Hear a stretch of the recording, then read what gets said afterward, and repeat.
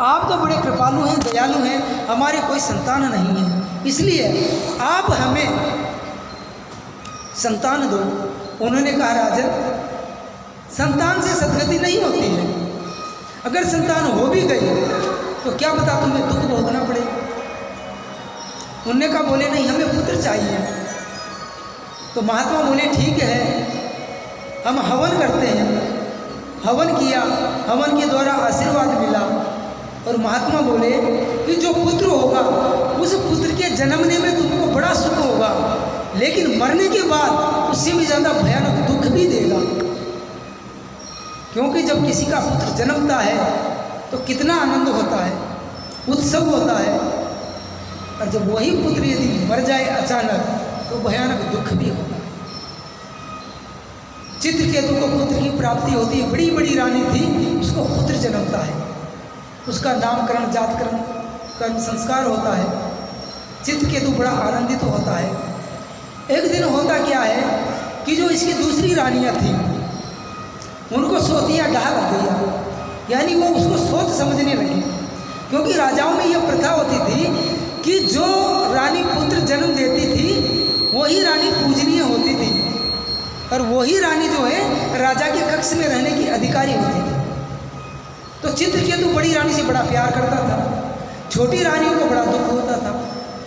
तो उन्होंने एक दिन क्या किया कि राजा बड़ी रानी से ही प्रेम करता है, हम निपुत्र हैं, हमारे पुत्र नहीं हुआ तो राजा हमें चाहता नहीं है।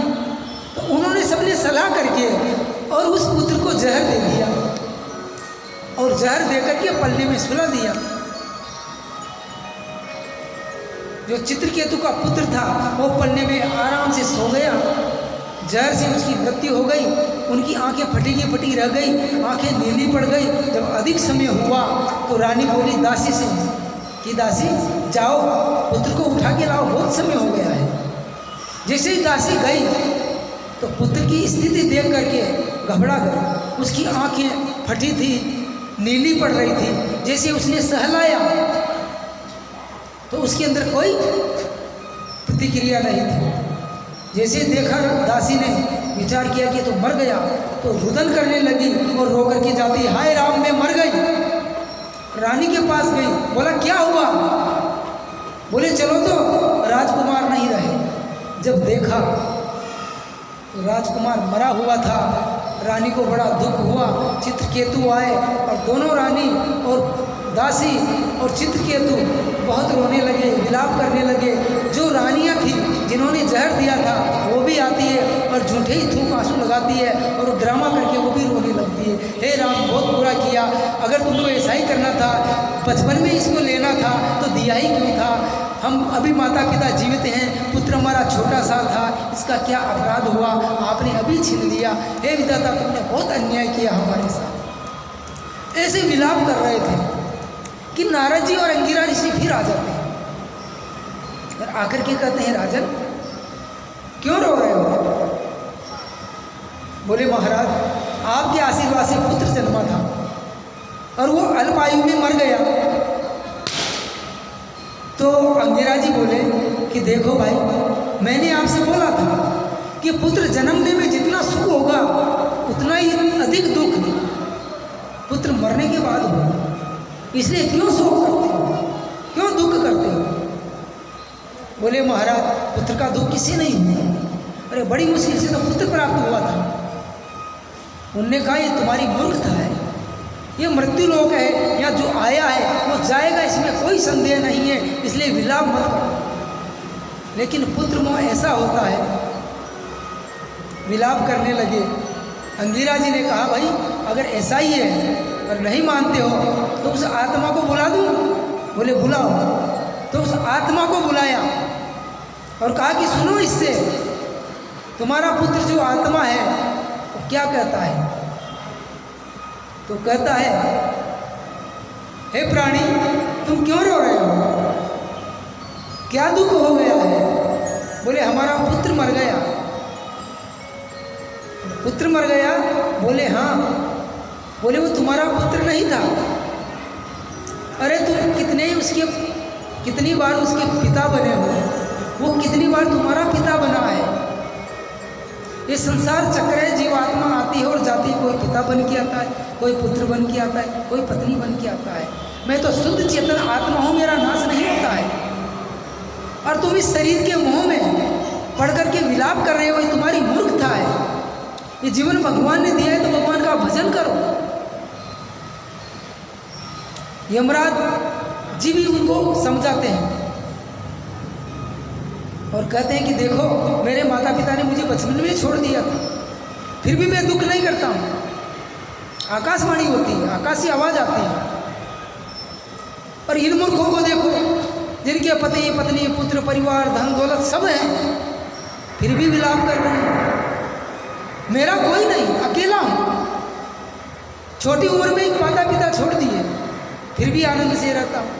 इसलिए मूर्खों, कोई किसी का पुत्र है, न पिता है, न पत्नी है, ये मिथ्या है सब। राम का भजन करो, इसी में फायदा है। उनको ज्ञान हुआ और अंगिरा जी, नारद जी चित्रकेतु को इस प्रकार से जो है उपदेश दे करके चले गए। और चित्रकेतु ने राजपाट छोड़ करके और नेत्र जंगल में जाकर के भगवान की तपस्या करी और उन्होंने परमात्मा की प्राप्ति करी। भगवान सुखदेव कहते हैं, राजन, अगर जीव कल्याण चाहता है तो मोह को त्यागना पड़ेगा, क्योंकि मोह जो है सारे दुखों का घर है। रामायण में गोस्वामी जी कहते हैं, मोह सकल व्याधि कर मूला। मोह एक ऐसी चीज है जो सारे दुखों का मूल है, जड़ है। अगर मान लीजिए, आपने देखा होगा जो ये अंग्रेजी बंबूल होते हैं ना, हमारे उधर उसको पचगोड़ा बोलते हैं। बंबूल का पेड़ होता है रोड के जंगल में आसपास, जिसको काटने के बाद में अधिक उसमें से अंकुरित हो जाता है। कितना ही काटो, जितना काटोगे इतना ही पड़ेगा। ठीक इसी प्रकार से जो मोह है, वो मोह ऐसी जड़ है कि जब तक वो नष्ट न हो जाए पूर्ण रूप से, तब तक जीव को दुख देता ही रहेगा। और जीव को दुख के ऊपर दुख, दुख के ऊपर दुख आते ही रहेंगे, क्योंकि मोह सकल व्याधि कर होगा। ये सब बीमारियों का जड़ है। इसलिए भगवान सुखदेव कहते हैं कि राजन, किसी प्रकार का लेस मात्र भी आपके मन में, आपके चिंतन में मोह नहीं होना चाहिए। अगर मोह थोड़ा भी पैदा हुआ और काल आया, आसक्ति रह गई, तो तुझे कोई नहीं बचा पाएगा। भगवान परीक्षित जी कहते हैं कि गुरुदेव, मेरा मन सांसारिक वासनाओं से विरक्त हो गया है। मुझे केवल अब कथामृत पान करने का ही मेरा मन है, और आप मुझे ये अमृत पान कराते जाओ। इसके अलावा मुझे कोई सांसारिक वस्तु की कोई इच्छा नहीं रह गई है। अब इधर क्या होता है कि जो दीति थी, वो दीति अपने पुत्र जो थे राक्षस, अदिति के देवता थे, दोनों बहनें थी और दीति के राक्षस थे।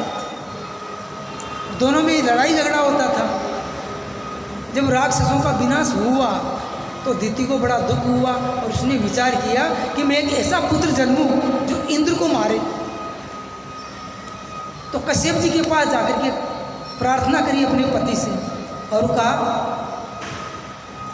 कि हे पति देव, मुझे एक ऐसा पुत्र दो जो इंद्र को मारे, क्योंकि इंद्र बार बार मेरे पुत्रों को मार देता है, इसलिए मुझे ऐसा पुत्र चाहिए। तो कश्यप जी ने विचार किया कि अगर इसको पुत्र दे दिया और ऐसा हो गया तो पाप हो जाएगा, क्योंकि देवता धर्म के प्रतीक हैं और राक्षस कौन है? अधर्म के प्रतीक हैं। अगर मैं अधर्म का साथ दूंगा तो बड़ा गलत हो जाएगा, लेकिन मेरी पत्नी है, अगर इसकी इच्छा पूर्ति नहीं करूँगा तो भी गलत हो जाएगा। तो उन्होंने विचार किया। तो कश्यप जी बोले कि इसको ऐसा व्रत बता दूं कि उसको कर ना पाए। अगर कर ले तो इच्छा की पूर्ति हो जाएगी, नहीं किया तो व्रत खंडित हो जाएगा, तो कार्य सिद्ध नहीं होगा। तो उन्होंने एक पुंसवन नाम का व्रत बताया और कहा कि देवी, अगर 1 वर्ष तक तो इस व्रत को धारण करके नियम से यदि रहेगी तो तेरा मनोवांछित फल देने वाला पुत्र जन्मेगा। भजन बोलो।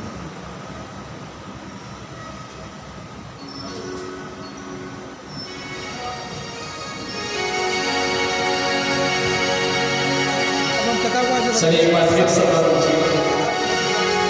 ये भागवत का वचन है।